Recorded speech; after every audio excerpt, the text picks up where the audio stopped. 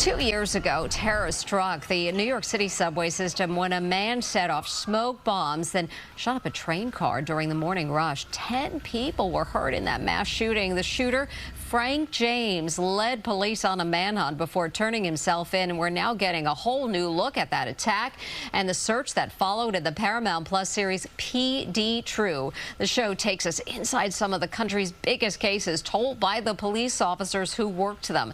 Joining us to talk about that day in April 2022 is former NYPD Chief Kenneth Cory. Thanks so much for taking some time to talk to us. Oh, thanks for having me in this It's really morning. fascinating. I was on the set, breaking news when that happened, and how it unfolded was really quite riveting and so frightening. So take us back to that day. Tell us what happened on the subway. Yeah, and that's what we try to do here in this series, is really go beyond the headlines. So, what you're talking about, there's going to be a conversation between myself, the Chief of Detectives, Jim Essig, and Chief of Intelligence, Tom Galati, recounting what happened that morning, right? So we get the call that there's been explosions in the subway, that there's people shot. You can imagine that the information coming in isn't necessarily accurate. It's very chaotic.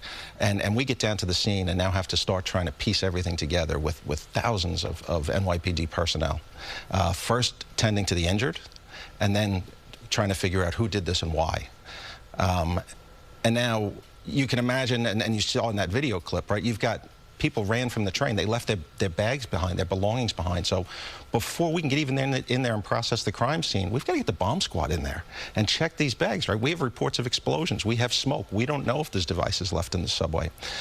So it's a little bit of a slow start, and then a 30-hour manhunt for somebody who really inflicted terror on New York City. Yeah, intense from that very first second. Tell us about that search. I remember everyone was looking for this individual. How did that go? Yeah, so when we finally get an idea of who he is, and now we've learned that he had rented a U-Haul van in Pennsylvania, and we get that information in the plate, and our officers in Brooklyn actually find that van, and again, there's a bomb squad search. And that's when the manhunt really intensifies, and that's probably about 8 o'clock that night, right about 12 hours after the shooting. And it's early the next morning that we make the decision to actually broadcast his information out using the emergency alert system. And that had only been done once before, anywhere in the country, never mind in New York, right? It had only been done once before, that we lit up every single cell phone in the greater New York City area saying, hey, go to your media, go to this website, look at this picture, have you seen this man? Yeah, I remember it well. I mean, you had so many tips coming into the tip line, and it turned out that even he called police to turn himself in.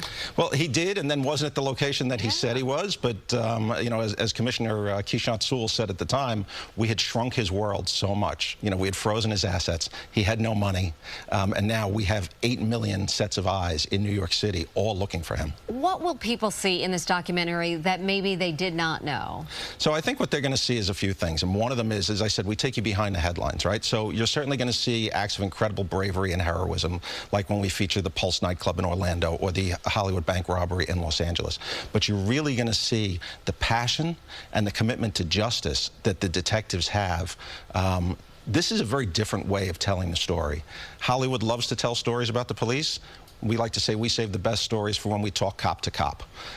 So you're just going to see 3, 4 officers having a conversation about a case. When we talk, for example, about the murder of police officer Russell Timoshenko 17 years ago in Brooklyn, Detective Euro, Detective Margraf, who worked that case, you're going to see the emotion and hear the emotion in their voices as they recount that case from 17 years ago.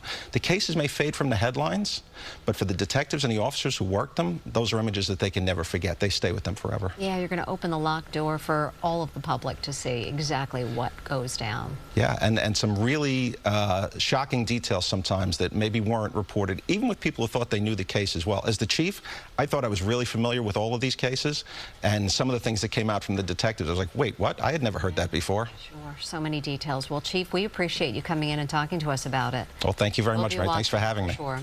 And you can stream all episodes of PD True, including the Hunting the New York City subway shooter episodes on Paramount Plus. That's starting today.